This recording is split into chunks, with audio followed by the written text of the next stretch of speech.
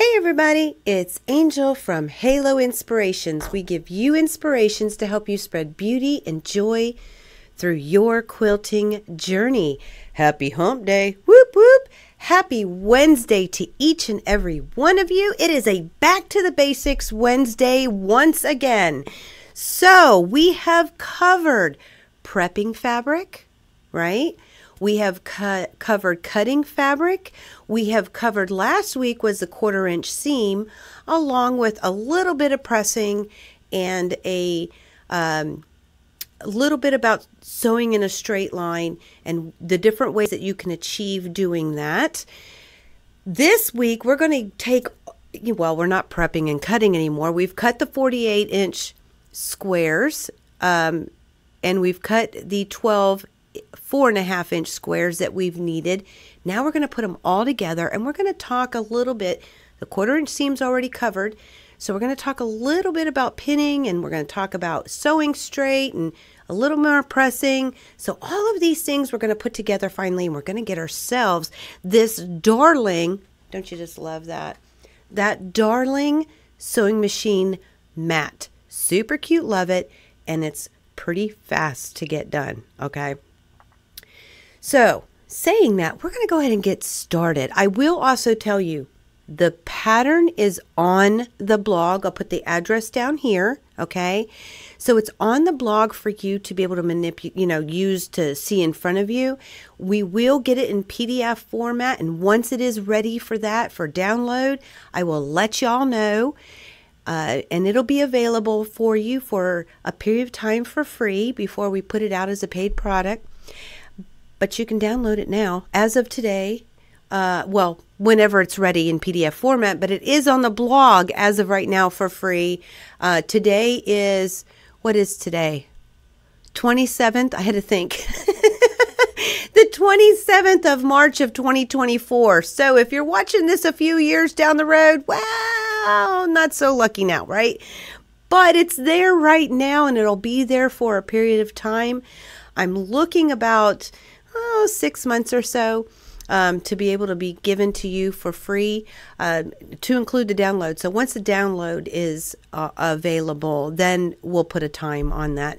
So it hasn't started yet, but it will be soon. Okay, so the blog address is down here, and it's also in the description box, so you can click on that and it'll take you straight to you. Okay, so we are going to read a little bit of that pattern that is not, in the right format to download yet, but the pattern is written and it's ready to go. And I wanted to go through a little bit, and every blue moon I talk about it in the video, but it's out there for you to use. So I didn't keep addressing it because it's just not necessary, but it is necessary at the beginning, especially for some of us who have struggles with reading patterns. So it will help a little bit, I'm hoping, for you to be able to read a pattern with somebody. Okay, so I'm going to go ahead and switch cameras.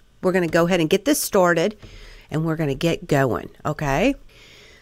So this is actually part of what the pattern looks like, okay?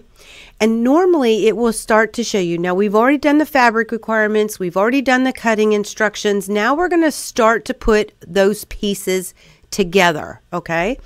So a lot of times it should tell you in the pattern which seam that you should use. So it does say use a 1/4 inch seam unless otherwise noted, okay? So if in fact during this pattern I change seams, I would let you know, but we don't. I just wanted you to see that that is a very common thing that you should find, okay? And then it also tells you to press towards the direction of indicated arrows. I do have them throughout, lots of diagrams and pressing diagrams and just different things for you to help you follow through. So the first one does say we're gonna identify what block A is. Block A, this block is the 4.5 inch squares that you cut from your background fabric.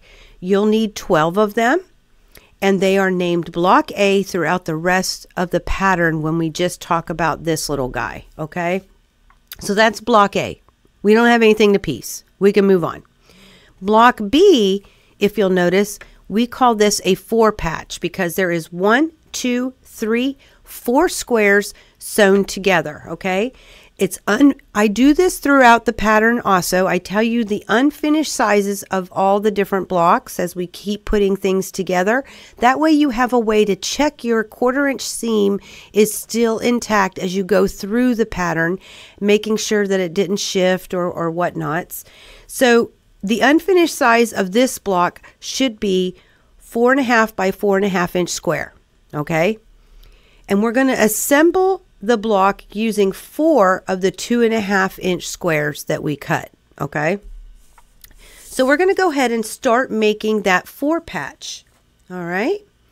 So part A of making it, it says piece 2 2.5 inch squares right sides together. Then I put in parentheses RST. So if you ever see RST anywhere in quilting, in a pattern, maybe somebody says it, it's an acronym that stands for right sides together. And if you can remember from previous videos during Back to the Basics, the pretty side is, or the right side is the pretty side. The wrong side is the not pretty side, or the back of the fabric. So we're going to put those right sides together. And if you'll notice, I do have an arrow here, and I'm telling you which way to press it, okay? So this, when you sew these together, the unfinished size, unfinished is when it's not in a quilt or anything around it, okay? It should measure 2.5 inches by 4.5 inches. Okay, so 2.5 inches tall by 4.5 long. And when we did some of the measuring last week, you saw how to make sure that was correct. And we're going to make 12 of those. Okay, and then I talk about part B, and we're going to press. You can see we press them going the opposite direction, and we're just using 2 more 2.5 inch squares right sides together and press towards the left. These will also be unfinished at 2.5 by 4.5 inches. Okay, why are they unfinished? They'll be finished when they're in the quilt. They're unfinished when they're standing alone by themselves. Now, I've actually done this. I wanted to read this with you because I took it a little extra step in the video, but I wanted you to be able to start to read a pattern. And I will go ahead and finish this. It says, finally, while nesting seams, sew all part A and part B's right sides together. And we're going to press going up. And we'll have the arrow. The unfinished size is 4.5 by 4.5, and we're making 12. So this is the way the pattern has been written for you. You just simply will read them together, and we'll do them together. Now, I may not show you in the rest of this video.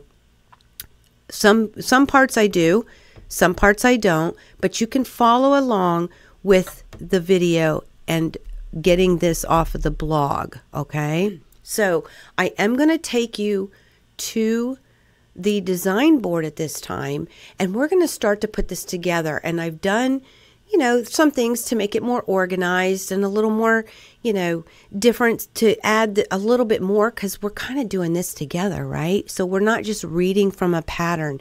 And I will say the first thing I did was I laid out all 48 of those little squares in between the 4.5 inch squares so that I could make sure everything was going to stay just the way I like it. Okay, the pattern actually doesn't have you do that till later. They're just asking, it's supposed to be scrappy, so you're just going to sit and sew a bunch of these things together. Well, I just want a little extra on it when we did the video. So I'm going to stop here. We're going to go to the design board now, so I will see you guys in just a sec. As we are here at my design board, now remember, this is small enough to do on your table. I just want to give a little tip on exactly how to keep it a little bit organized, and you can use this with any quilt top that you're doing. So we are making the 4 patches, correct? Right? So what I'm going to do is I'm going to take the first row of all of the 2.5 inch squares. And I want to let you know, I do have a little table next to me, which you can't see. I do have my pins, and you don't have to do this, but I have plates and they're labeled row 1 through row 4 because I'm going to go 1, 2, 3, 4, just so I can help keep them organized. If you didn't want to use any kind of plates, you could simply take a scrap piece of paper, write 1, 2, 3, 4, and pin them on the first set of every row. Keeps it a little bit more organized, and it lets you know which row is which. But of course we did take a picture just in case this all gets messed up. It's always good to take a picture. Phones are wonderful for that. So whenever you do this, you just want to make sure that you remind yourself which side to sew, because when we put them together, it kind of does an interesting thing. And although it really doesn't matter with the 4 patch, the 2 patch, because you can spin them, it's a habit that I love to develop. So I'm going to simply take the right side of each of them and flip it over to the left. I'm going to grab a pin. So I am going to go from left to right. So this is 1, and I'm going to go ahead and put a pin.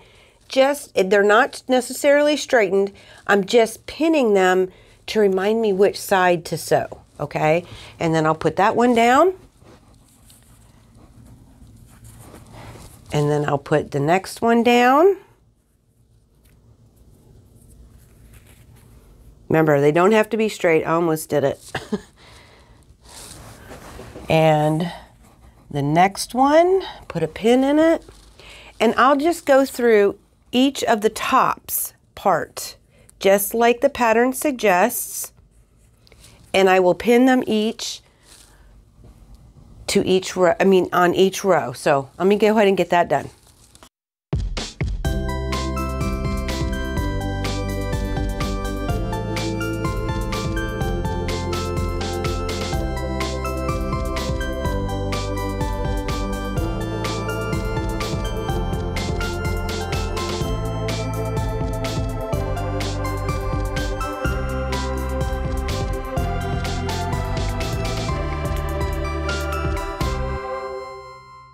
So here we are now at the sewing station.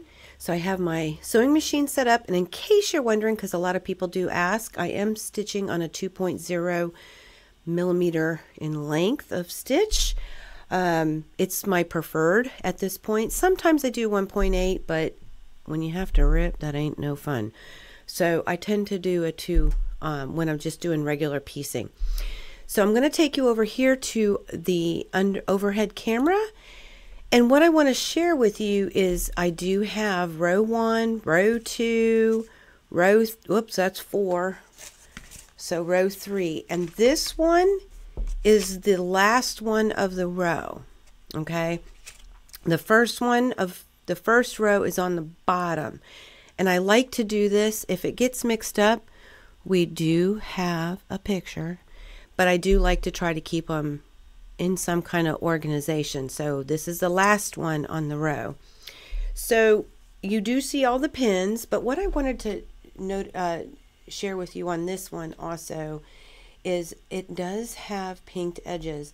So what I like to do is when I'm sewing it to something, currently the first stitch, I will put these edges that are straight together and leave the pinked edge on the end, making sure that I have at least 1/4 inch if I were to sew it to something else. And I do, most definitely on this product. I'm going to put the pin back in or I'll forget which side I might have to sew.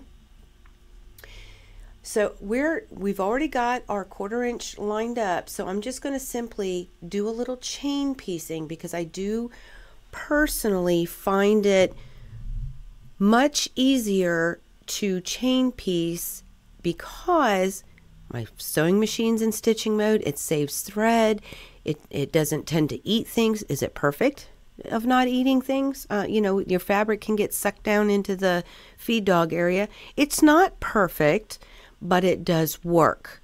So I'm going to simply take the first one, get it all lined up, and send it through. Now, if you want to pin, you most certainly can. And if I were to pin, I'll do the first one, then I would pin, you know, just a little bit, top and bottom, to make sure that everything stays lined up.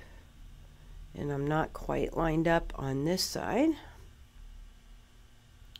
Oh, here we go. The rest of them I won't, because I typically don't when I sew 2.5-inch squares together.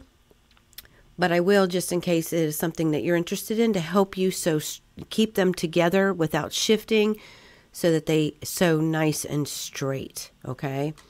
All right. So I'm going to do a little chain piecing with you. So I'm going to take you over to the sewing machine, and we're going to load one after the other. Now notice there are only 3 for each row. Okay. So when we get to the next, when I get these 3 sewn together, I'll show you how I handle that. So I'll see you in just a sec. The first thing I like to do, of course, I have my top thread here. The way my machine cuts, it's inside the machine, so I don't have to bother with it once I've been using it. But what I do like to do is use a what people might call a leader ender. I call this a spider. A spider is just in my world, is just a scrap piece of fabric. And I will first, it doesn't have to be straight, it doesn't have to be pretty, but I'm first just going to stitch holding this thread. I'm just going to stitch until my needle is right past it. Okay, and then I'm going to take that first block and I'm going to go ahead and lower it, making sure it's nice and straight, and I'm going to make it so it's flush against the needle. Okay, glasses again are always helpful. And we're just going to simply start stitching, and I'll go ahead and pull that pin out so everything lays nice and flat. Okay, and I apologize if my hand's getting away, but I do want this to keep straight, so you'll watch me use this method with my seam guide, making sure that it stays nice and flush against it. It's important that it touches. If it doesn't touch, that means you're not sewing straight and you're not sewing on a 1/4 inch. So it's very important that it touches that seam if in fact you use a seam guide. Okay, once my needle gets close, I'll go ahead and pull the needle, and we will finish until the needle is right past it again. And I'll take the second one, the one that's right on top. And now remember, we didn't make them straight. Let me move the pin out of the way. Okay, so first I'm going to make them straight. And you could probably do them and make them all straight before you sit down to chain piece. Chain piecing just means that we're not cutting threads. We're just going to chain one after the other.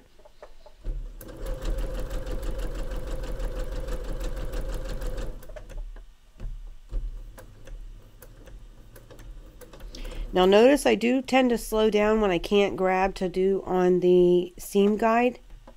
And the reason is I'm paying attention to where the fabric lines up inside this foot. And I'm trying to keep it straight by keeping my left hand on the left side. Okay. There we go. And I'm going to grab again until the needle is right past the fabric. Then I'm going to take the last one. I'm going to make sure it's nice and pretty, right sides together, right? Lined up nice and straight. Put it underneath the needle. I lift my presser foot, get it right up against that needle so that when it starts stitching, it grabs it.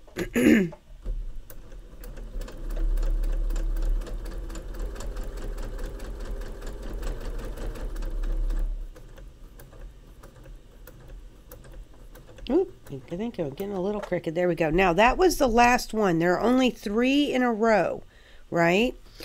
So the next thing I'm going to do, I'm going to take that empty plate and I'm going to put it elsewhere. I'm going to start with row 2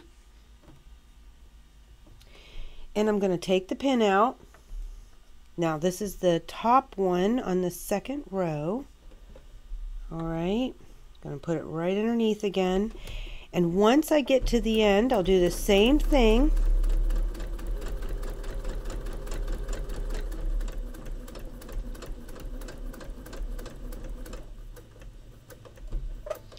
But I'm going to grab my handy dandy snips. You could use scissors, you could use anything you like, but I'm just going to snip from this one that I just sewed. I'm going to snip right the thread in between. Okay, so what we've got is a chain. Now we know this is the first one because we had the spider at the beginning, okay? But they're all still together with that thread.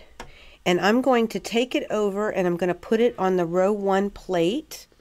So here we have the first row plate, okay, row 1. And again, we know this is row 1 because of the spider. I'm going to actually leave it on until the very end. But I will use it again, okay? So I'm going to go ahead and start the second row, and once I'm done with the second row, I'll put the plate right on top and I'll lay them again, first one that I sewed to the last one that I sewed, keeping them in order, okay, and all the way until we're on plate 4. If you didn't have a plate, you could simply just lay them out on your table, making sure that they're all laid in the correct order, one right after another, so you will have 4 rows of 3, okay? Either way it works, just trying to keep everything organized. So I'm going to keep on chain piecing and do the same thing through all 4 rows. So the first one of row 2 is there, that was on the top, which actually is the last one. Ooh, we got to make them straight. I almost forget. This one was pretty close, so it was easy to not remember. I'm going to go ahead and speed up the video and go through the rest of these.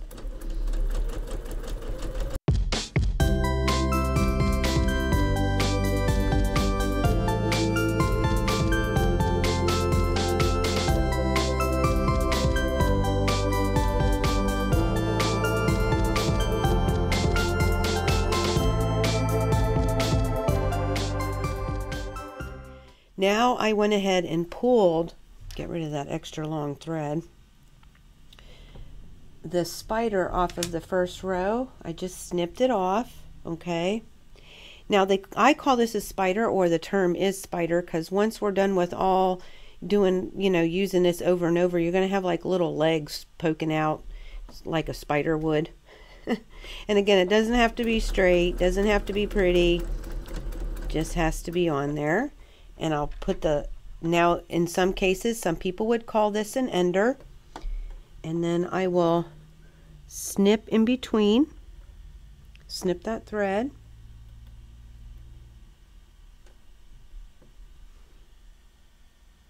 There we go. Again, I have 3 in a chain. I'm going to put it on plate 4. And let's go over. Let me show you what I've done. So this is plate 4. Okay, this was the top of the pile, which is the last one, but they have plate 4, or row 4, row 3, row 2, and row 1. So now we're going to go take this and we're going to get them separated and pressed. So I will see you with a pressing board in just a sec. So I have my plates, row 4 to row 1, okay, and I want to keep them in the same order, so I'm actually I'm using this handy dandy blade saver. It's an old blade you put in here. You can simply use snips, but you want to get rid of the threads in between, no longer chained. So we're just gonna, remember this is the last one on row 4, so I'm going to put it back down, put it over here.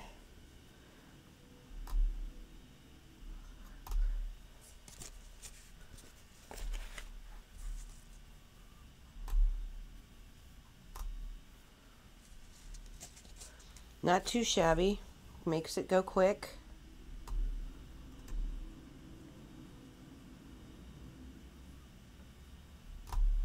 Okay, and I still want to keep them all going backwards, so I'm just going to put them 4 and 1 on the bottom. Move that out of the way. Now for pressing, we're just going to simply take, we talked a little bit about it last week, but we're just going to simply take our swatches here. Okay, I'm going to go ahead and set the seam, and you don't want to come at it this direction with the point. You want to come from the side. Might help if I keep that plate out of the way. That would be very bad. It's made of styrofoam. So this is the first, well, the one on top, which is the last. Set the seam, and notice I'm just able to go right on top. Okay, you can do that. It actually gives the heat a little bit longer. Okay, move the plate out of the way. If you want to, you can still keep them separated. Put a little clapper on top while it's cooling and just get to the other ones.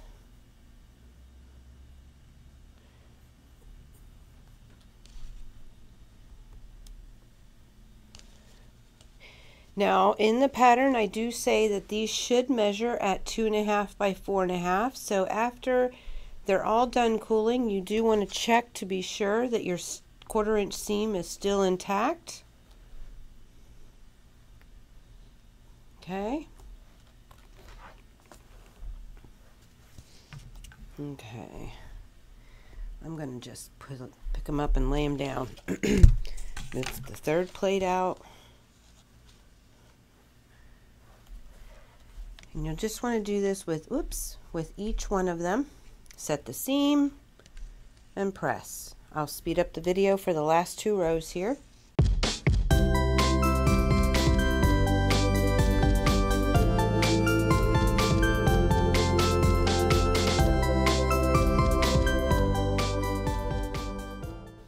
Now we don't want an extra fold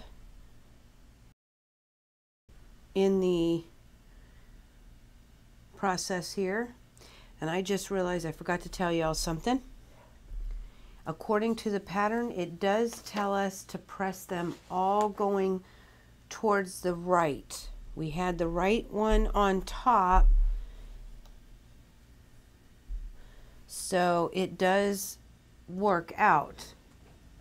Okay, so all of them are being pushed towards the right, which we put the right one on top, so it ended up working out really, really well. And I'll just let these cool, and I'm just going to take row 1's plate for now, and I'm going to place them all on top once they're done cooling. Nice and flat and pretty. And if you remember, this was row 1, and they will go on the board just as so. So I'm going to show you that, so I'll see you in just a sec. So here we are back at my design board, okay? And I've got them all in a nice little pile, ready to be put back onto the board or your table, whichever place you've got yours going. After they're pressed, you want to put them back so that we keep things organized. I will say, as I forgot to tell you to press all going to the right, I had 3 that I had gotten turned. So that's where that picture that we have that you took on your phone or your coloring sheet or any of those things that you utilize to make sure your colors and your fabric stay in the right direction and we get things pressed in the correct direction in case things get mixed up like mine did. Okay, So I'm just going to simply put them back where they belong. Now, because of the way we pressed, and we took from the 4th row and we started to press with that, and we ended on the top row, and we kept them in a certain order, all we have to do is take them from the plate and put them back on the board, just as they are, starting with the top and working our way down, okay? So that's what I'm going to do. Put them right back where they are, or where they were, excuse me. And remember, they're all being pressed towards the right. The top ones are all getting pressed towards the right. Pressing is important so that later we could be sure that everything works nicely, okay?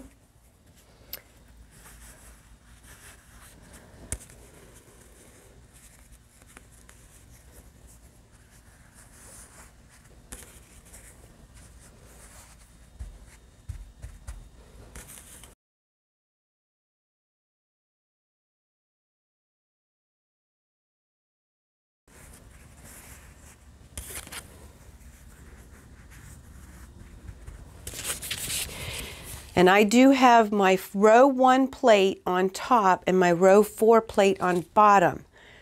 And remember, all of the ones that we just did need to be pressed towards the right, okay? Now if we go back to our pattern, and I'll put a picture up here, I hope. Then we're going to piece, the directions actually say part B. So we piece 2 more of the 2.5-inch squares, right sides together again, and we're going to press these ones all going towards the left, okay? So because we're doing that, again, I do have my pins. Because we're pressing to the left, this time I'm going to start with row 1 and go through we're going to repeat exactly what we did, but we're starting on the next row, okay? So I'm going to take the left side and I'm going to put it on top, and then I'm just going to pin to remind myself which side to stitch. And it's also a good reminder of which way it should go through the machine, okay? Because we know that the left side needs to be on top because we're going to press towards the left, okay? So very simply, I've got my row 1 plate, and I'll just do all 3 left to right, pin. Row 3. It's row 1. I'm getting ahead of myself, aren't I? I'm getting too excited.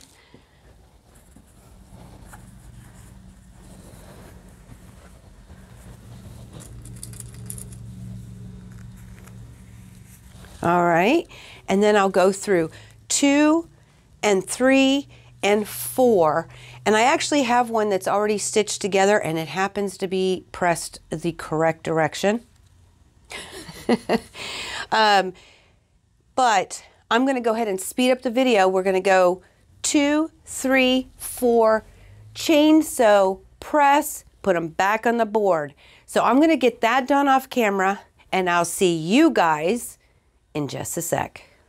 So here we are, once again, back at the design board.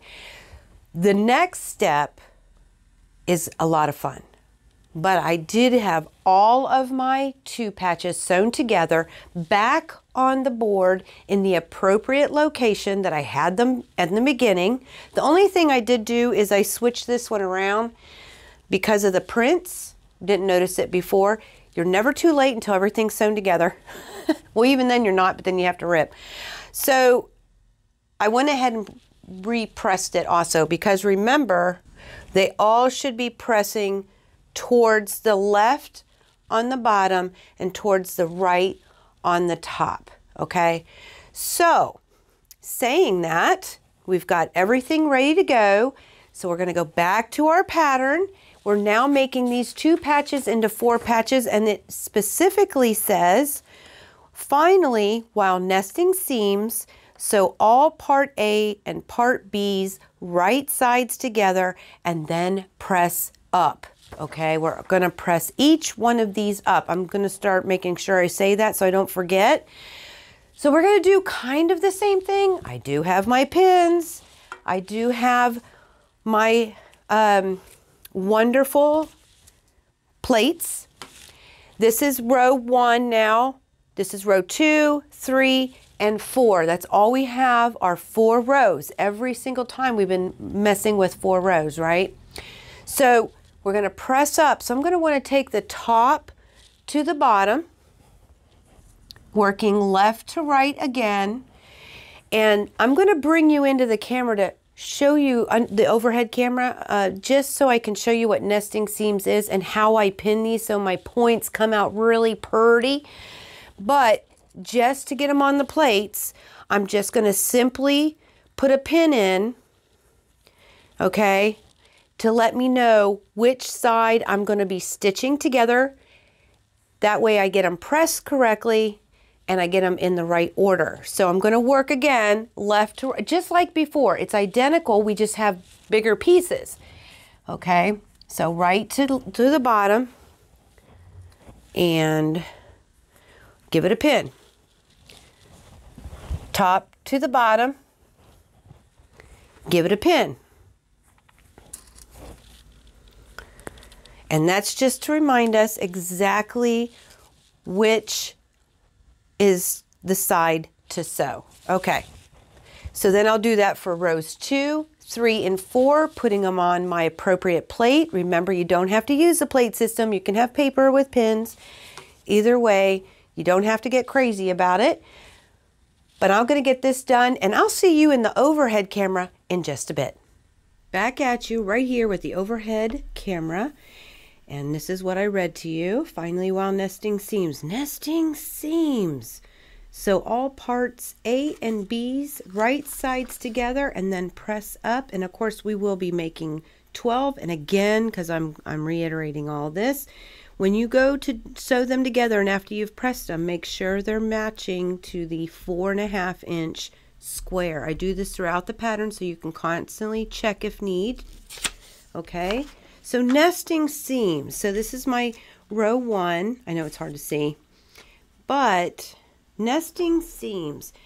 The one on top is pressed towards the right and the one on bottom is pressed towards the left. So the seams go in opposite directions. And what that's going to enable you to do is actually, if you were to start out and then slide them together, they will lock nice and pretty, okay?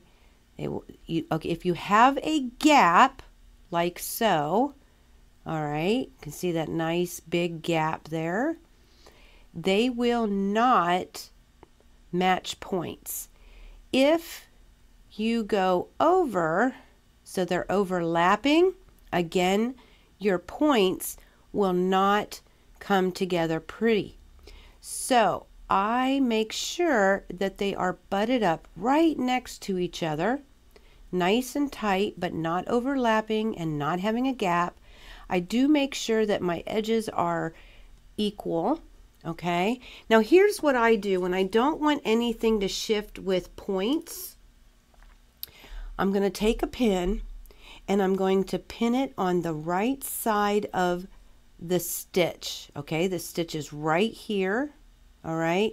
And I'm going to want to leave enough of a gap for my needle to be in between the stitch and the pin, and still holding it so that it's nice and flush against each other still, making sure nothing moves. I'm going to put a pin on the left side of the stitch line, okay? So there's my stitch line right here, okay?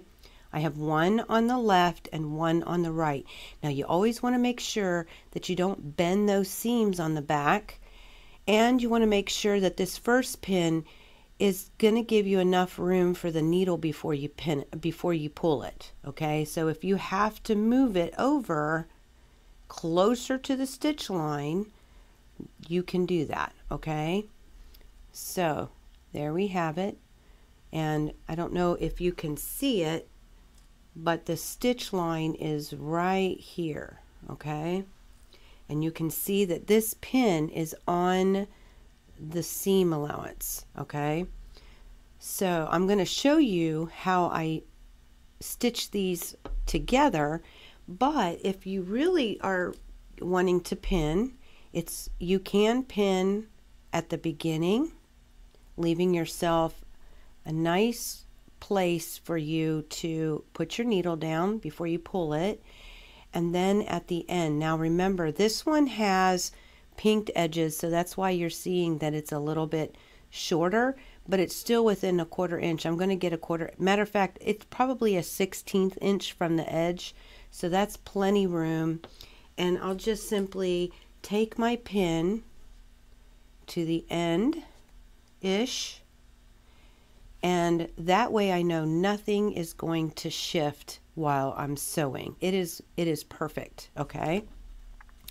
And it's important, now notice I flipped it, okay, because I'm gonna do this for all 3, because remember, when I took them off the wall, all I did was just stick them together and make sure that they were the correct direction, because we're gonna wanna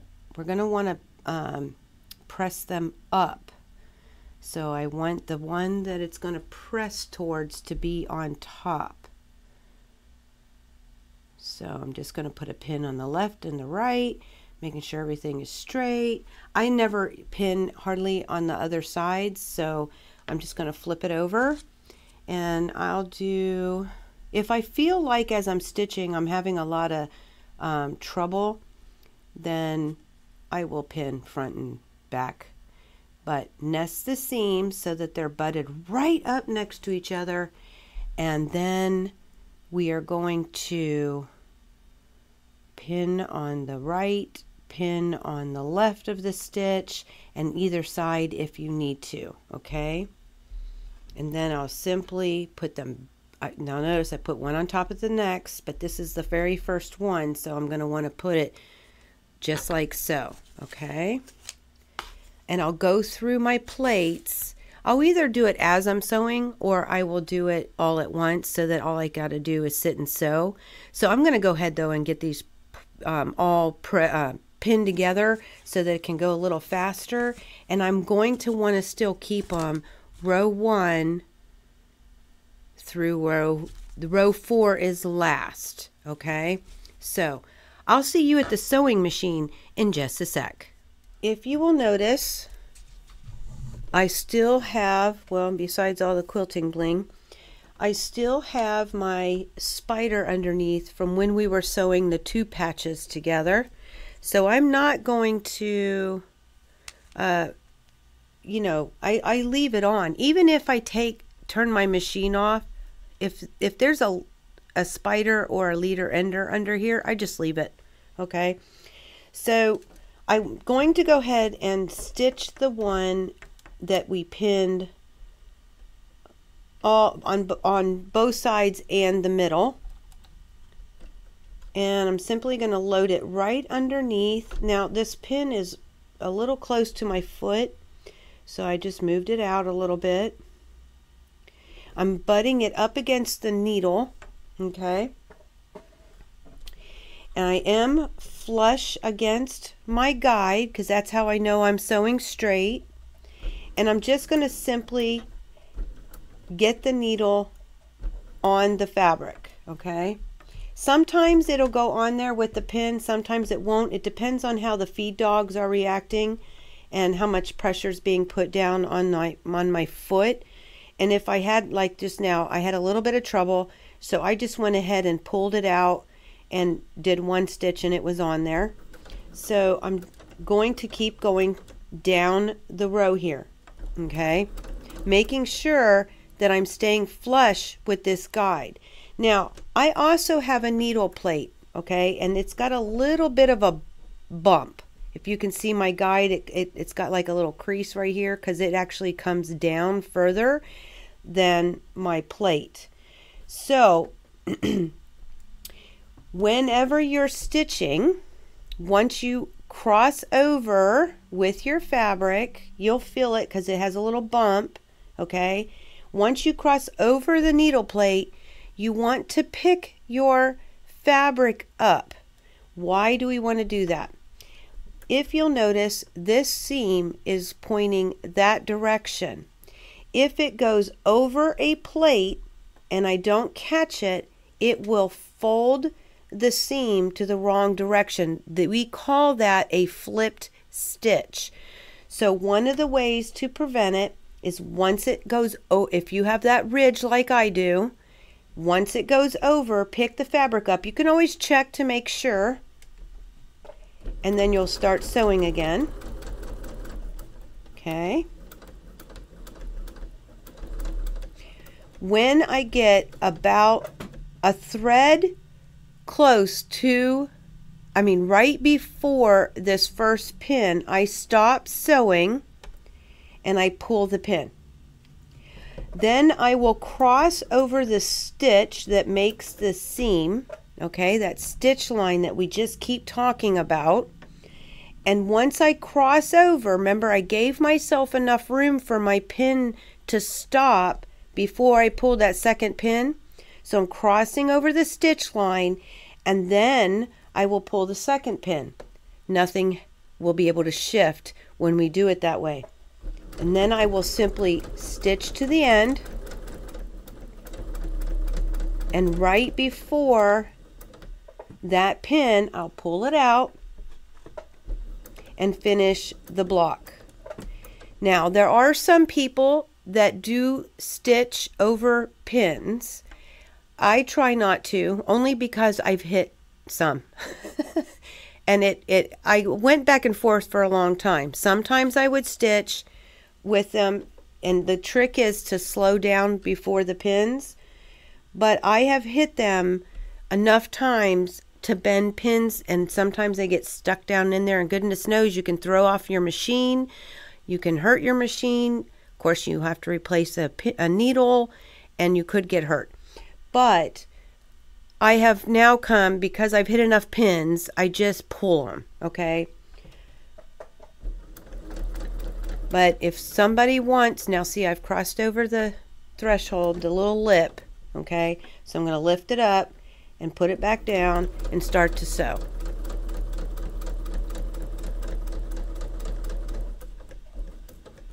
Right before, pull, sew. Over the stitch line, pull the second pin,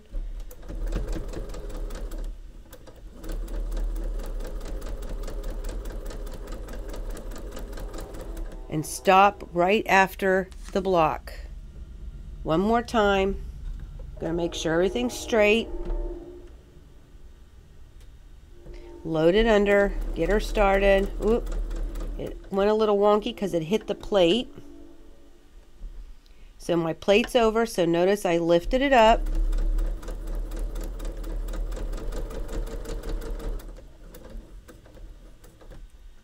Pull the first pin, cross the stitch line, pull the second pin, and finish. Okay, those three were my first row, okay?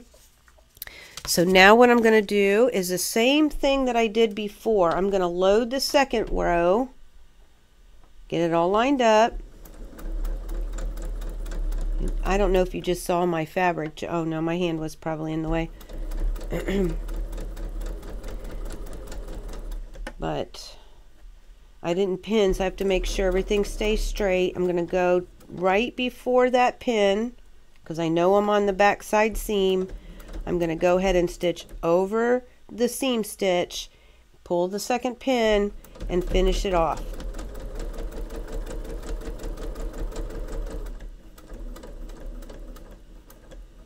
And then that was the first of the second row, so I'm going to use my snips to cut that thread. And this chain is a little bigger. But I don't want them to flip around like I did before, so I'm going to go ahead and just very carefully, I'm going to set them on the number 1 plate, okay? And I will keep sewing all of these in a chain piece manner, and when I get to the end, I will use that spider to finish it off evenly. Now, see how it's lifting? That's because it's hitting, the seam is hitting that plate, that bump, okay? And as soon as it's over, it'll drop. See how it dropped? But I just still always want to make sure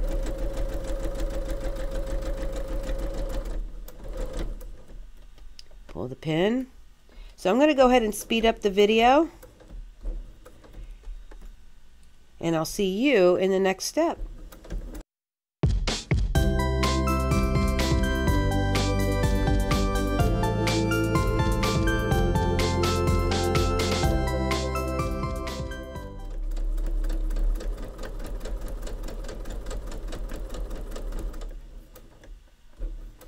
So I want to grab that spider. Oh, and I forgot to, oh look, I totally forgot to snip between each one. So what I'm going to do is I'm going to count 1, 2, 3, and I'm going to snip because there's 3 in each row. So that should, this was the first. Now notice that I've spun them. So I'm going to have to check row 3. And then let's grab that spider.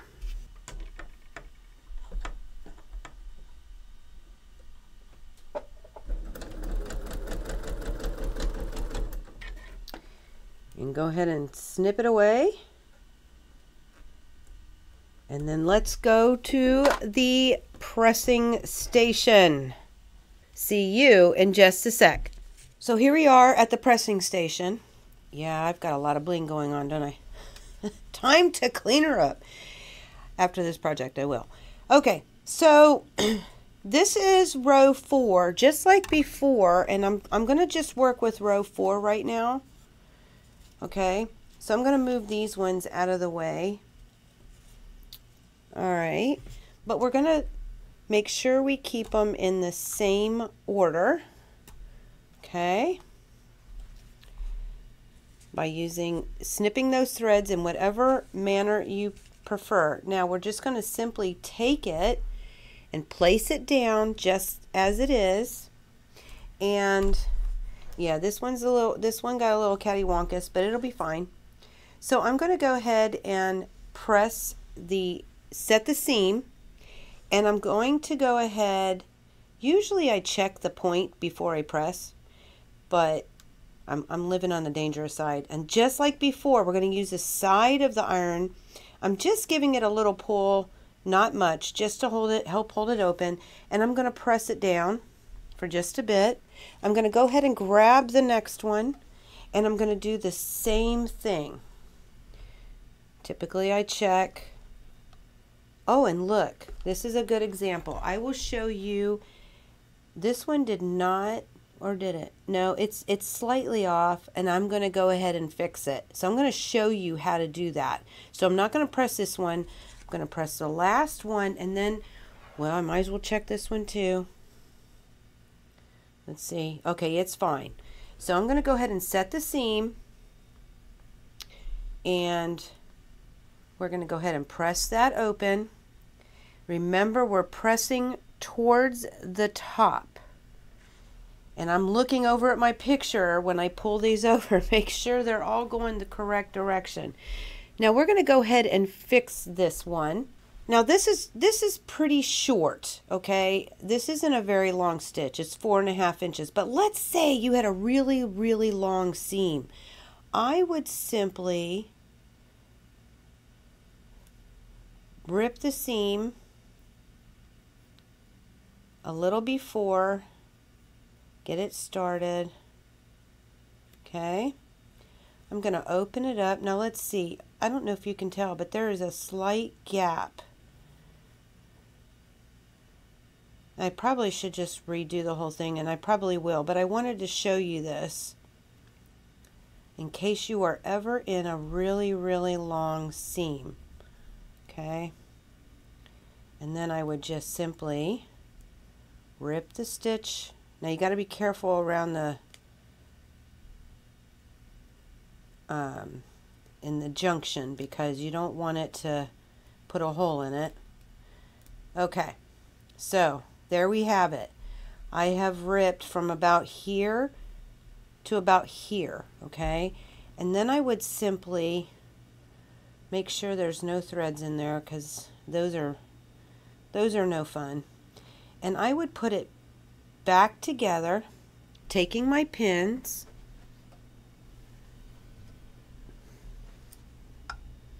I'm holding that sucker really tight. I'm going to pin on the right. I don't know really what happened with that. I'm not quite sure. But we would repin it.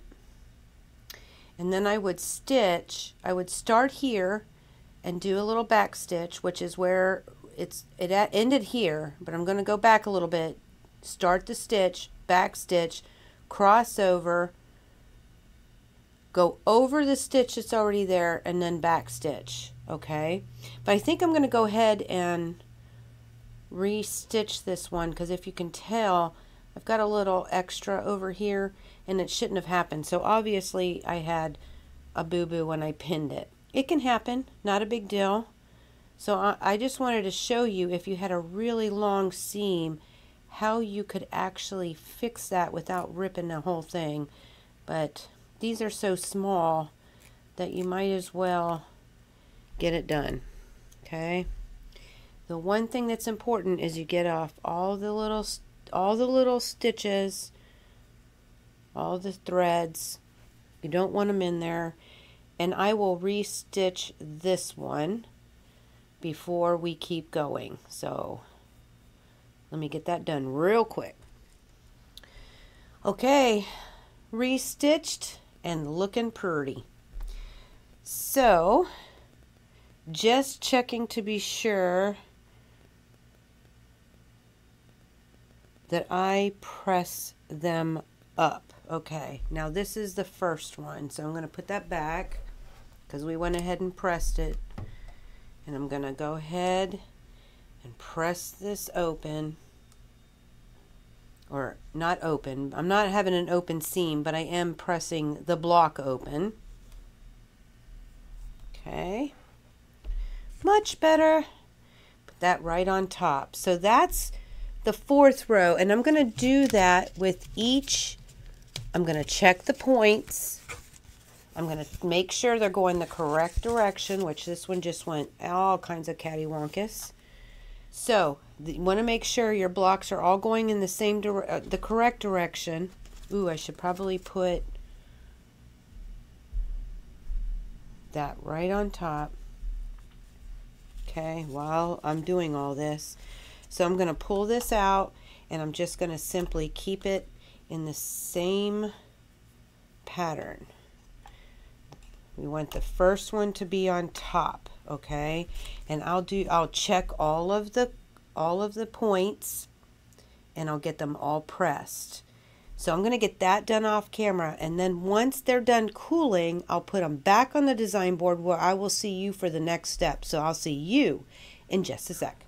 Back of the design board here, all pressed, all put back exactly where they're supposed to be. All the points were looking pretty. If you were wondering, I only had that one that I had to restitch. Woo! It happens, okay? It happens to everybody. The next step, according to the pattern, we're actually going to sew. We call this block B the 4-patch, and the solid one is block A. So we're going to sew all block B's to a block A. Block B to block A. No matter what row they're in, that's how we're going to do this, okay? So I'm going to take, I will tell you, the pressing directions all go towards the 4-patch, which is a blessing, because so far we've been putting what we are pressing towards on top, okay? So we're going to take the 4-patch and we're going to put it right on top. Now I do want to make sure which side I'm stitching. So I'm going to put a pin over here just like before, okay? And we're still with 1, 2, 3, row 4, okay? That's still the same. All right. The reason why it's really important this time, okay, we're going to want to sew it this direction. So when we open it up and press, it looks like this. If we sewed on this side and we went to open it, it would be on the wrong side, okay? And if we flipped it, we have the wrong prints in the wrong order. And that might make a difference for you if you don't want something touching in the corners, okay? So let me put it back because I don't want to get confused. Okay, so it was like this. So on the first row, we just put them right in this direction, holding the part that I want to pin, and I'm just, or sew, excuse me, and I'm just going to put a pin in it. And again, I have my lucky plates. You don't have to use them, but I will. We're going to do the same thing. Put the 4 patch on top and put a pin on the side we're going to sew. Okay?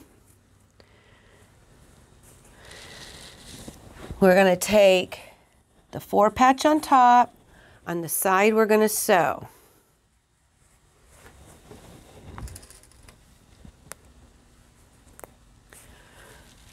Okay, then when we go to the next row, it's just reversed. It's just the 4 patches are on the right side instead of the left, but it's still the same concept.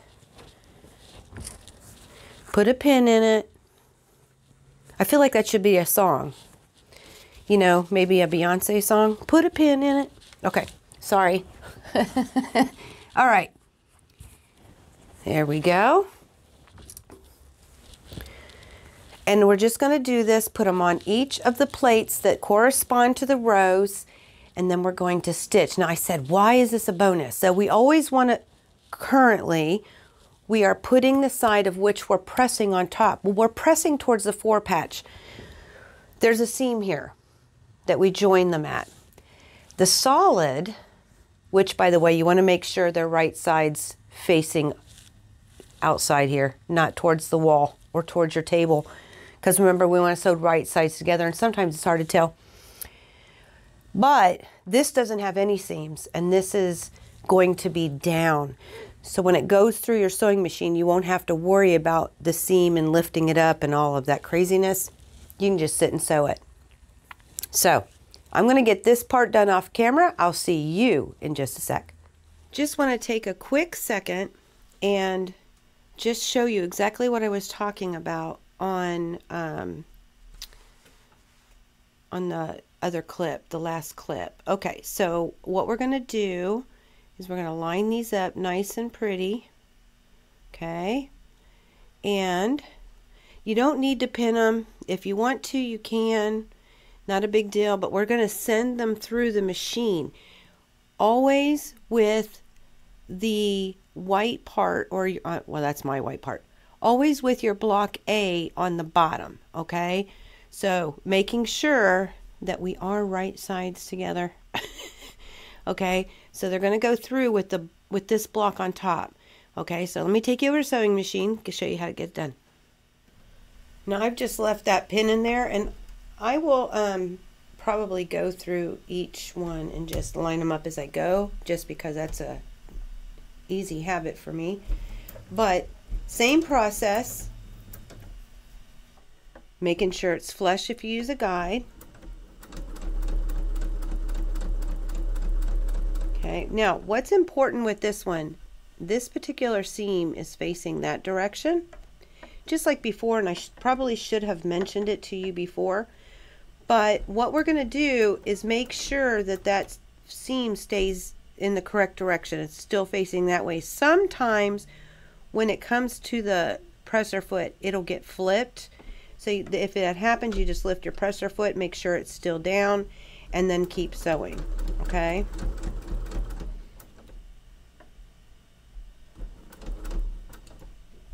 Whew, almost lost that one. And again, I'm just going to chain piece just like I did before through all of the other methods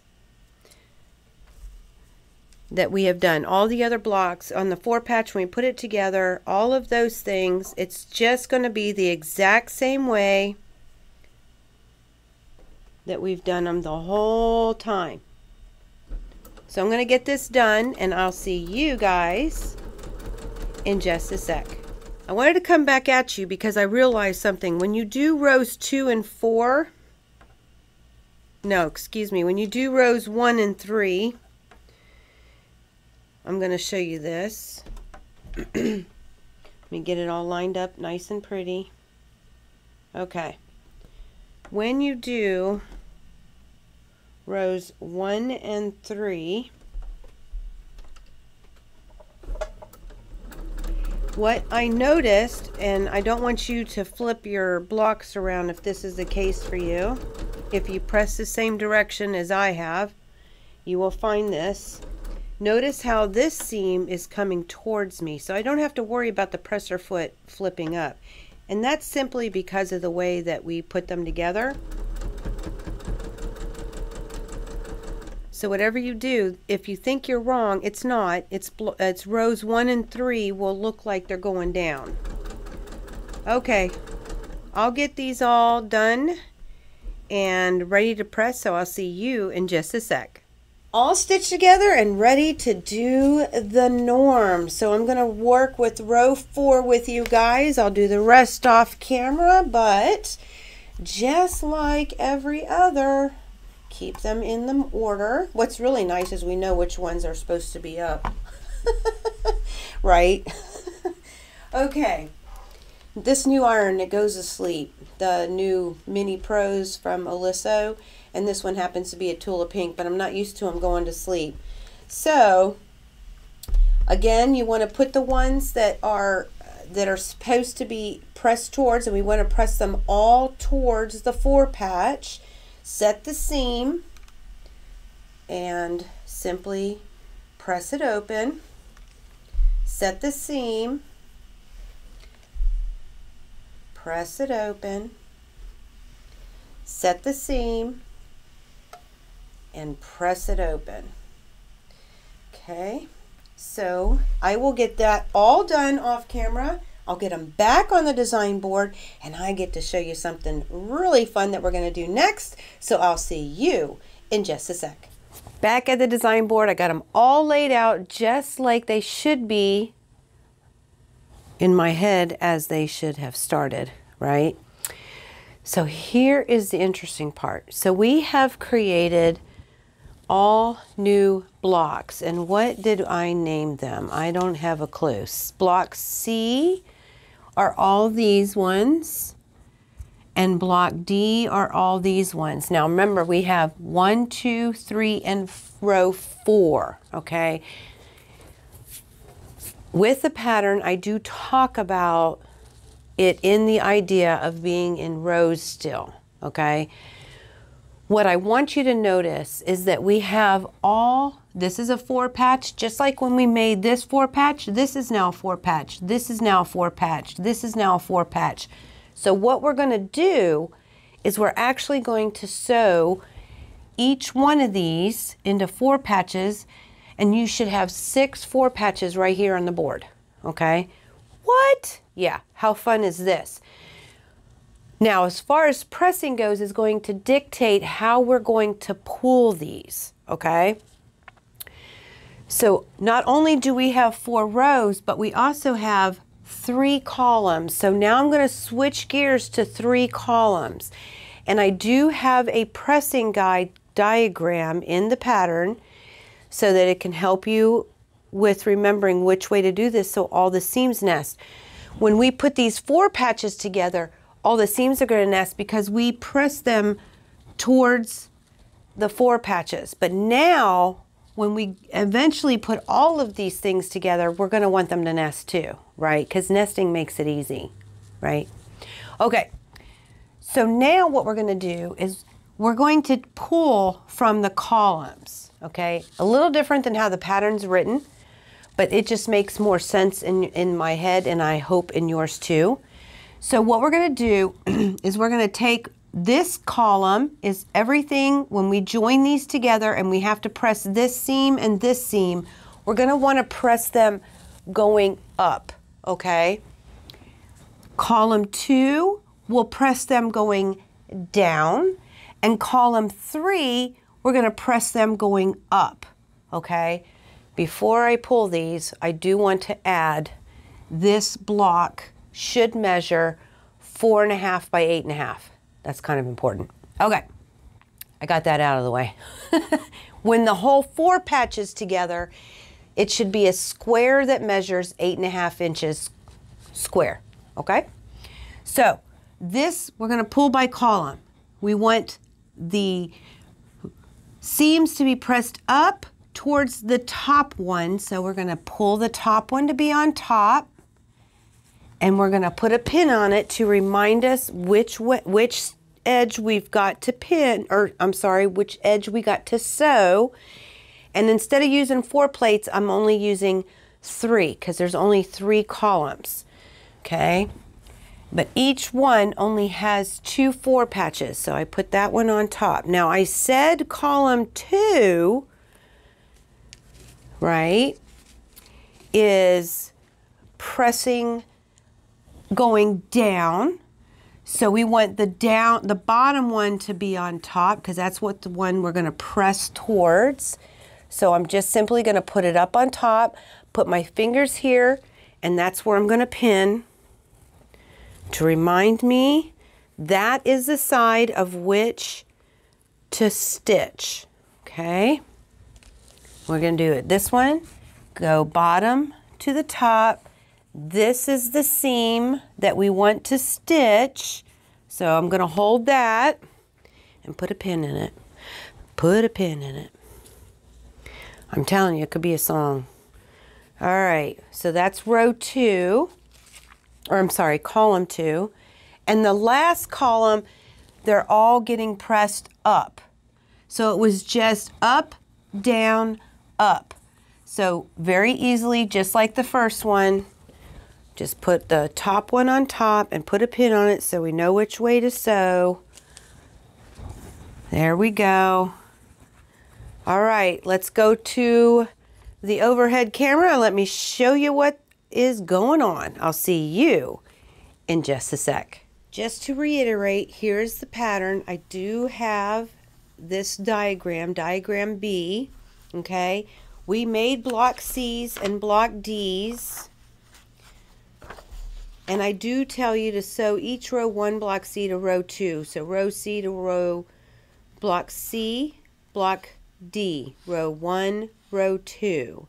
Then for row 3, block C to row 4's block D, they should finish unfinished at 8.5 inch square.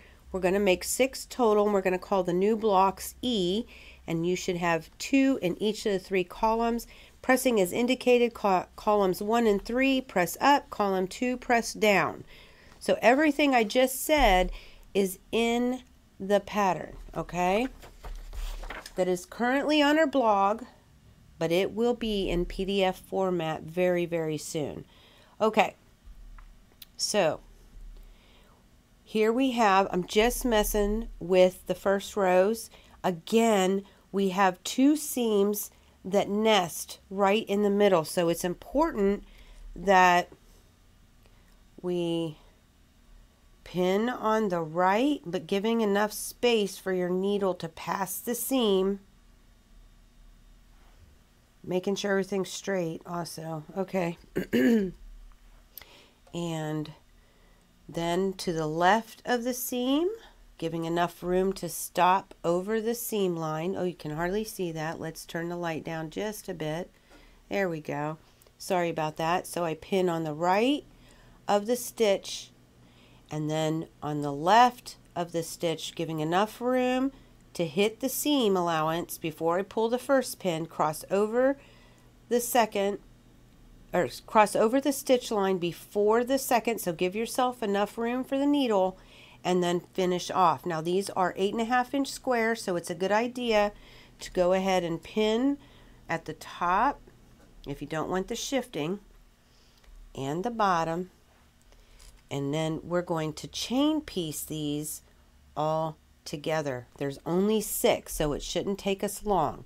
So I will get this done. Now pay attention, make sure your seams don't, there isn't a seam on the bottom, but look, there is on this one. So you're going to have to be really cognitive of this seam when it passes over.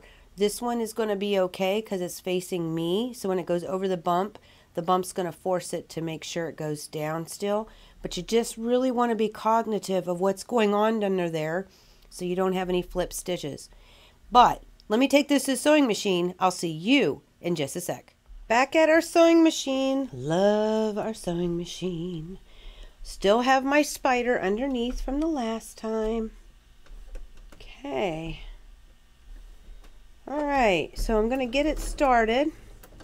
Then I'll pull that first pin, making sure everything's lined up. Now, this is my 4 patch, so I know underneath that it's a solid piece, so I know there's no seams. And my seam here didn't flip, so I'm safe with that. Now, I've crossed over my little bump, so I will still do the same thing. I'm not quite over it. There we go. I'm ready to keep on stitching. And just like before, I'm going to hit the seam allowance, okay, before the first pin. I'm going to pull that first pin. I'm going to go over the seam stitch, then before the second pin, then pull the second pin. Now I can feel the seam underneath, and I'm just going to make sure it's actually facing towards me, so it's fine, but I can't remember one stitch to the next, I swear to goodness. So it's just a habit for me to check. And before I hit that second pin, I'm going to pull it out.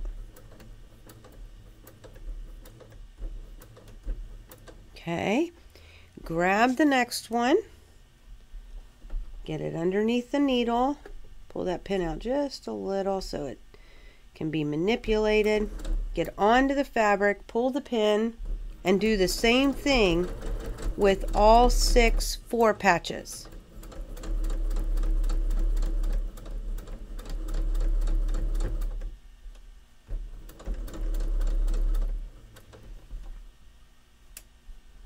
Okay. Remembering to keep it flush against the guide if you're using one, because that's making sure you're sewing nice and straight.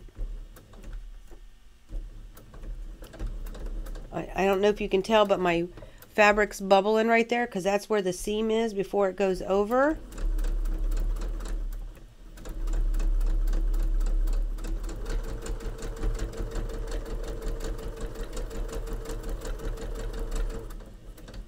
Whoop, and if you're not careful and you got it too close, it'll start to crinkle.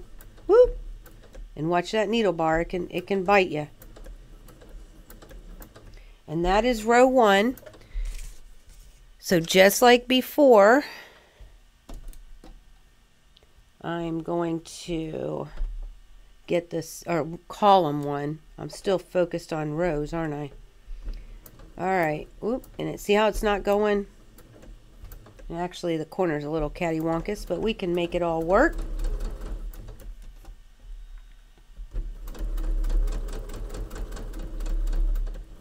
Whoop. Now see, for the first time, you see how it's coming up?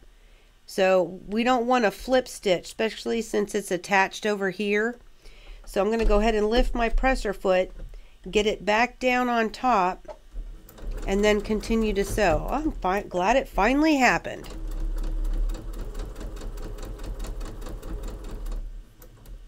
I never checked, but it is facing my direction still. I think they all are.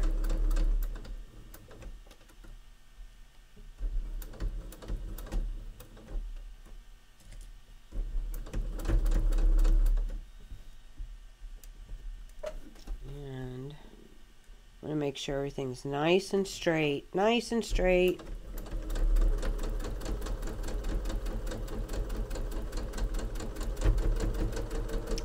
I don't know if you heard that little bit of clunk. That was it going over the seam. Probably also an indication I may have to change my needles. All right, and then that was the first one of the second column, so I'm going to go ahead and cut off the first 2. Okay, here we go. They're chained. I put it on the plate. and move on. So I'll go ahead and get all of these finished off camera. Get them all stitched together. And then we'll talk about the next step. So I will see you guys in just a sec. Okay, this is column 3 that I'm manipulating with you. You'll do the same thing. Now this is how it came off the machine. Okay, so we want this one on the top. And then I'm simply going to take my iron and give it a nice press to set the seam. Oh, check those points, guys. Yes, beautiful. And oh, column 3 we were pressing up. Well, they're all going to be pressed up because the way we have it lined up. We put the fabrics together in such a way that we would be pressing them all up, but the center column will flip when we take them back to the board and make sure that the seams are going down. That was the advantage of the way that we pulled them off the board. Okay, nice pretty points, looking good, looking good.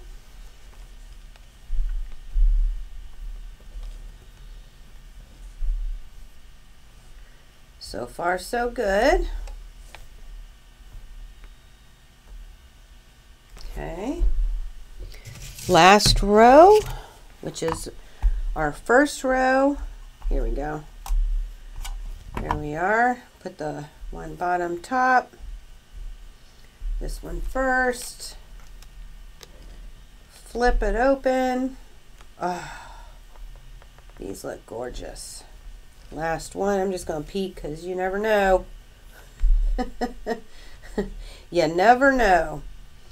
And again, I will put my clapper on, but if you don't have a clapper, you'll just want to make sure that you let these things cool before you manipulating them, allowing the fabric to reorganize its memory.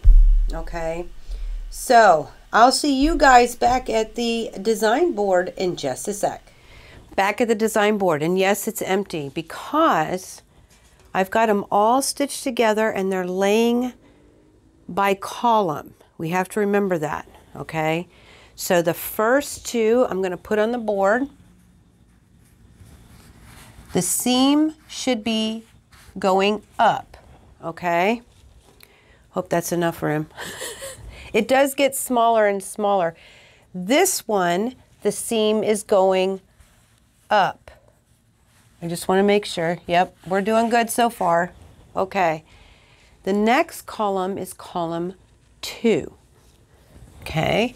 So this one, because of the way we put them together and press them, we have to be sure to turn it so that the seam is going down. Okay. Same with this one. Seam is going down. The last one is just the way it is. Seam is going up. All right. All right, still working in columns. The directions tell us that we want to, in the first row, okay, we want to take this block and add it to this block, okay?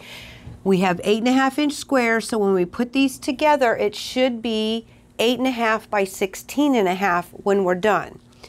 And it tells us, according to the diagram, this whole row we're going to press going towards the right, okay?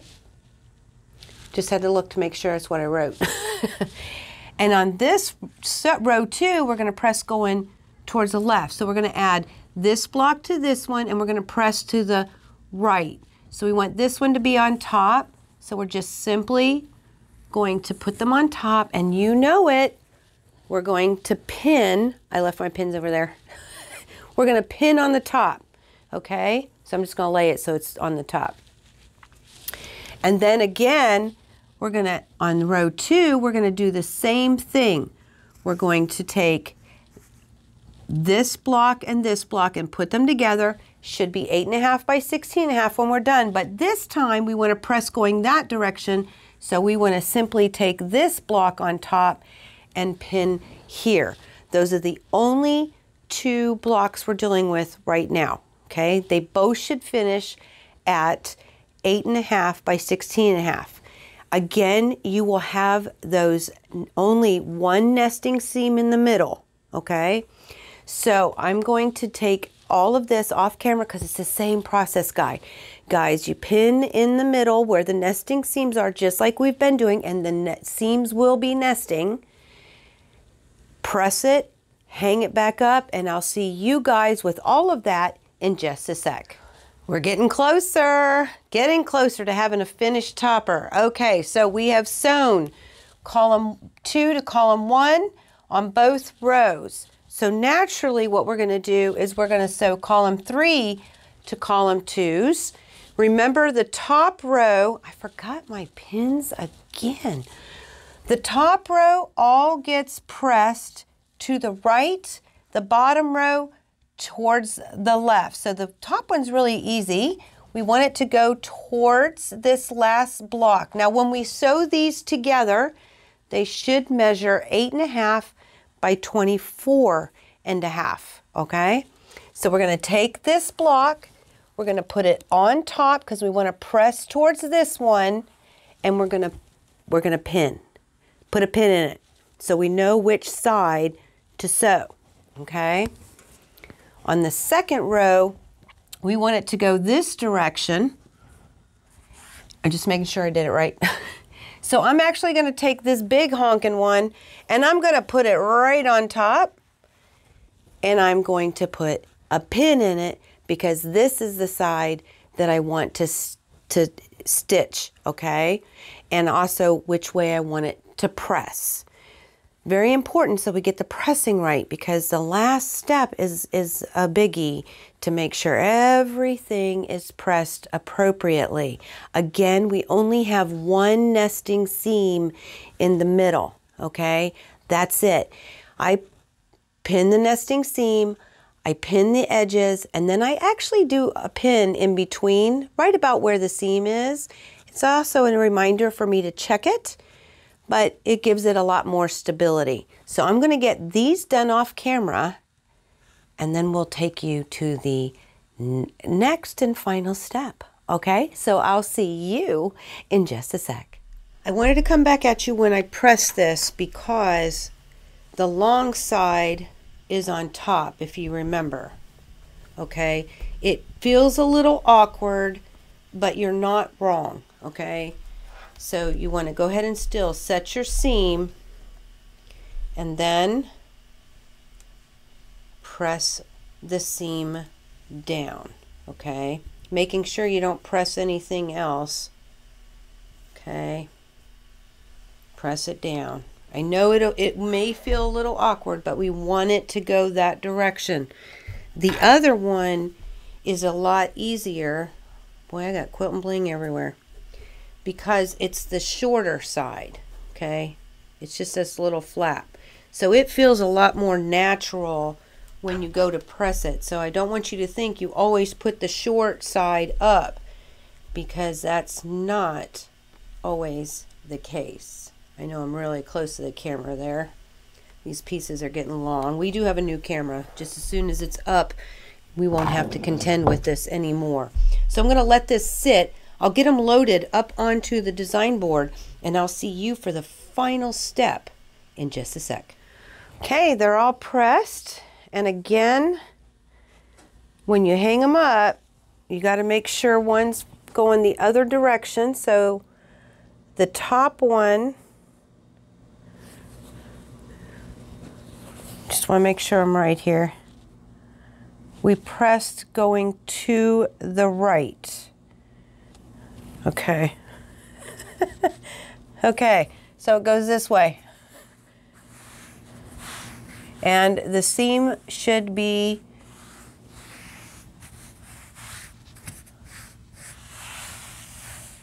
I hope that's right. I think it's right. And then the second one, they're all going towards the left. Oh, I did it backwards. Yeah, this is, no, I didn't. Okay, we're good. But you know what? I did do them backwards. I only know it goes this way because, okay. This seam and this seam, yes, they're going to the left. And these ones, okay, that's correct, are going towards the right. Okay, now, sorry for the moment there. So the reason is because we want all of the seams to nest, all of them, okay? So it was important that we follow, if you are a nester in seams, it's important to follow the pressing. I've given them all out. I put them in diagrams. I've done it in the instructions. But the last step, guys, is to take the top to the bottom. And I will tell you, it won't make a difference which way you press that seam. You can press it open. You can press it up. You can press it down. It's totally on quilter's choice on what you want to do with that. So I'm just going to simply take it and I'm going to put it on top and put a pin in it on the top so that in fact I know which way to sew it. Okay? All right, guys. I will pin with you, so I'll see you over at the overhead one last time. I'll see you in just a sec. This worked out really, really well. Okay, so here's a flip stitch. I didn't pay no attention when I put that sucker on. See how it's going this direction on this one, and it flipped because I didn't pay attention when it went over the little bar, the little bump on my sewing machine. And that's what a flip stitch looks like. Listen, guys, I usually have one in every single quilt. I think it's like my trademark. All right, but that's the only one that I've seen. So when we pin, I'm actually going to start about the center. I always start in the middle and work my way out. Okay.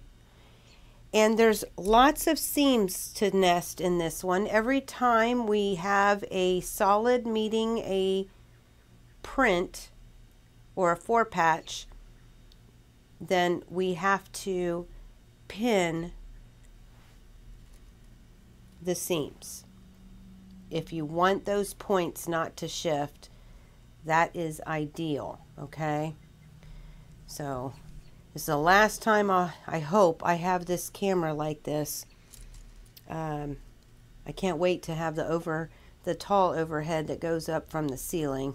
I think y'all will like that so much better. But every single one. And then I'll show you what else I do here, just to make sure nothing shifts. And now this one, if you'll notice, I have a little bit of fabric showing because when I stitched this one, I had a little crinkle or whatever. You can't see it on the front, but it is on the back, so I'm going to hide it in the seam. Just make sure everything's straight still. Okay. Then I'll go ahead and do the end.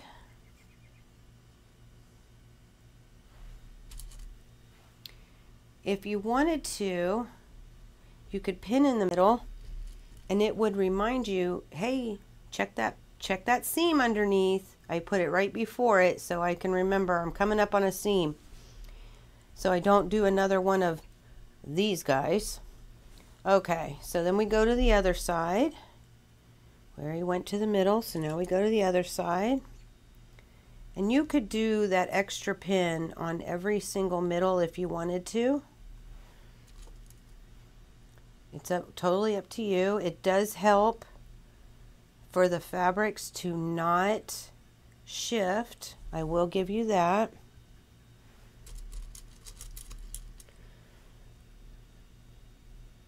Now when we're done sewing this and we press it in our direction of choice, I will tell you it should finish or be unfinished topper at 16.5 by 24.5. Okay, so let's take this to the sewing machine and let's get her done. Last stitch for the topper. And of course it didn't want to go, did it? Let me grab my pin bucket. I like to sit it next to me on the right hand side, just so I have a place to put my pins. Now, I did put a pin here, so it's reminding me I need to take a peek, and I need to see which way it should go, and that it in fact is going that way. I didn't do that with the rest of them, so this ought to be a lot of fun. Go a little further. There we go.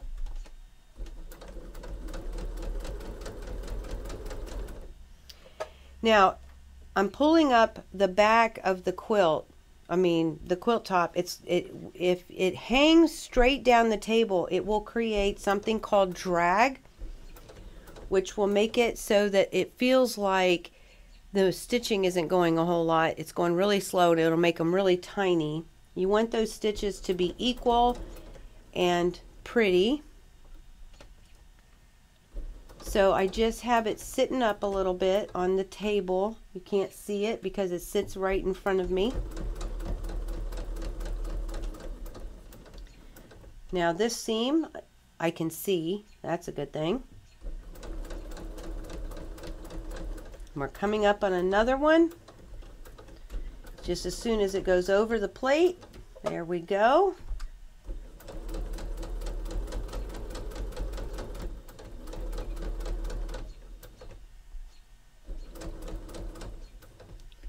Pull the pin.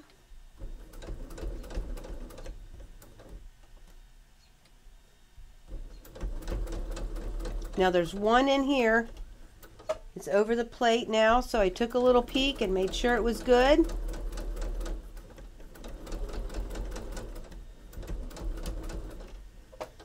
That one's over the plate, so we're good.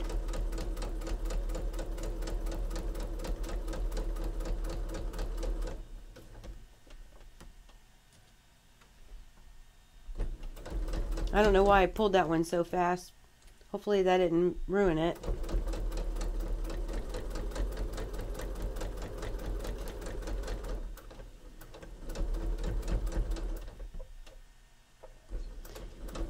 You really want to be up on that seam before you pull the pin. And I don't know that I was. We'll find out when we open it. Truth be told.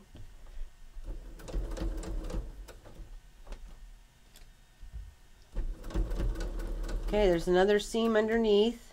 It is going the right direction.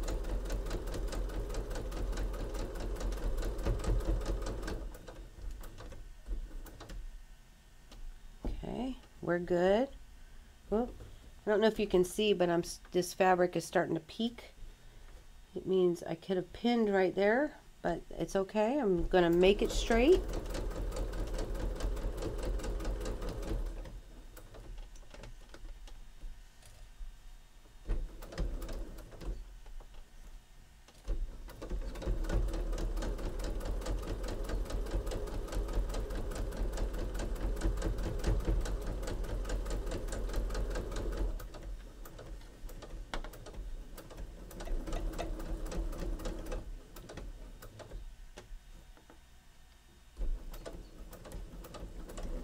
Finish strong.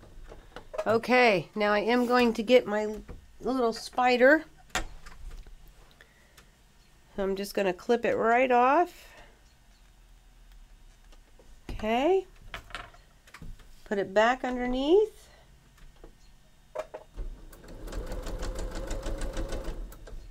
Okay. Clip the quilt away. And let's see how we did. Okay, guys. There's the flip stitch again. Whoop, whoop. Only one. Only one. So let's open her up first. Let's look at these points. This is the one I pulled a little early, and I don't know if you can tell, but it's just a smidge off. You know what? It's just a smidge. I'm going to leave it.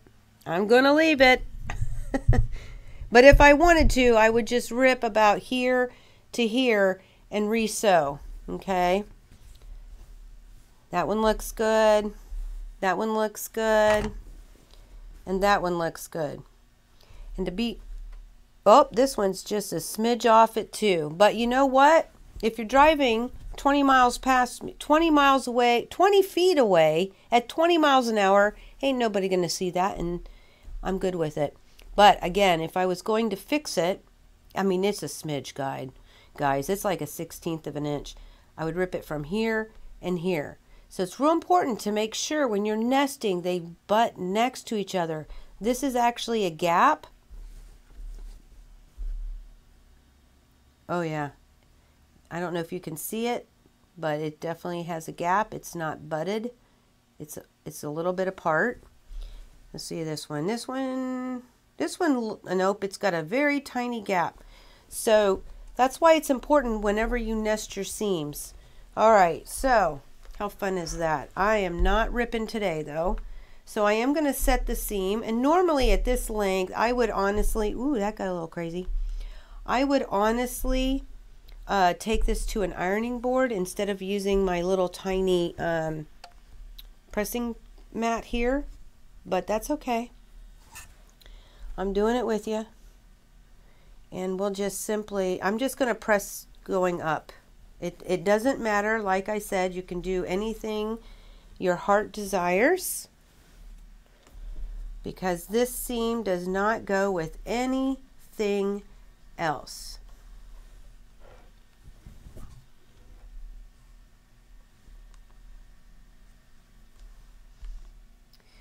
Give it a nice good press. And the other thing about doing this on an ironing board is that you can leave it alone and not have to shift it so much, so that it will reorganize the memory, help it to lay nice and flat. But we have a D-O-N done. Trying to decide which way that one's going. All right, oh, I got a needle over there. It's in the way. I'm just doing an overall nice little press here. Super gorgeous, isn't she? Yeah, how do you like that light? Let me turn this one up. There we go. The new Olissos have a little light on the front. Okay, so I'm gonna see you guys in just a sec. So here she is. We have a finished topper. Quilt's not done. It's not done till it's quilted, bound, and ready to use. But we do have our finished topper at 16.5 by 24.5.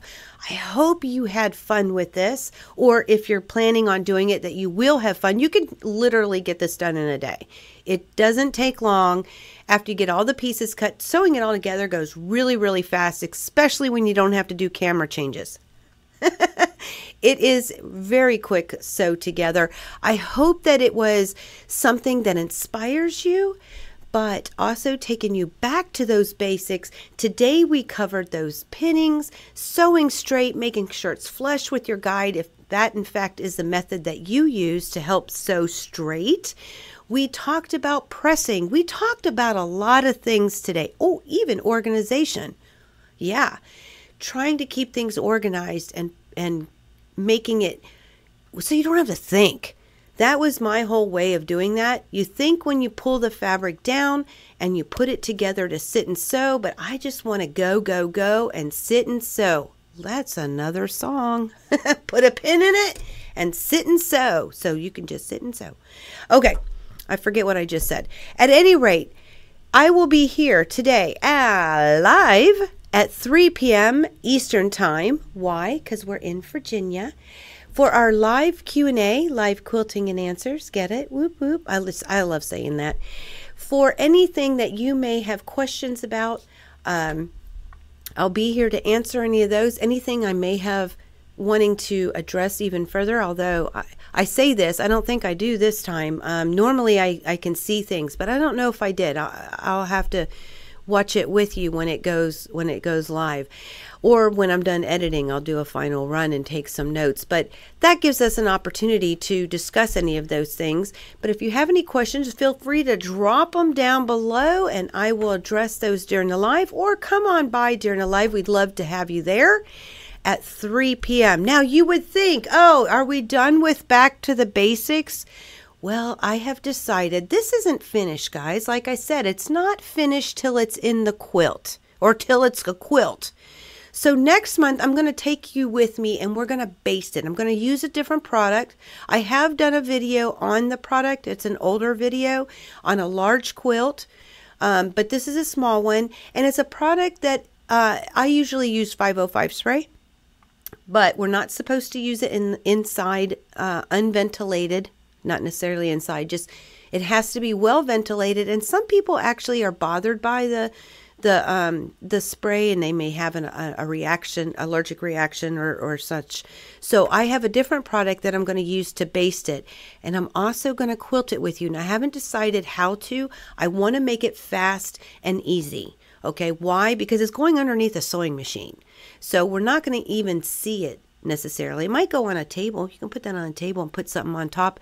I don't want, and then I might do a little more dressy type of quilting with it. But the whole thing is to put it underneath the sewing machine. Sure hope it fits under this one. That would be great. I think it might be too small though.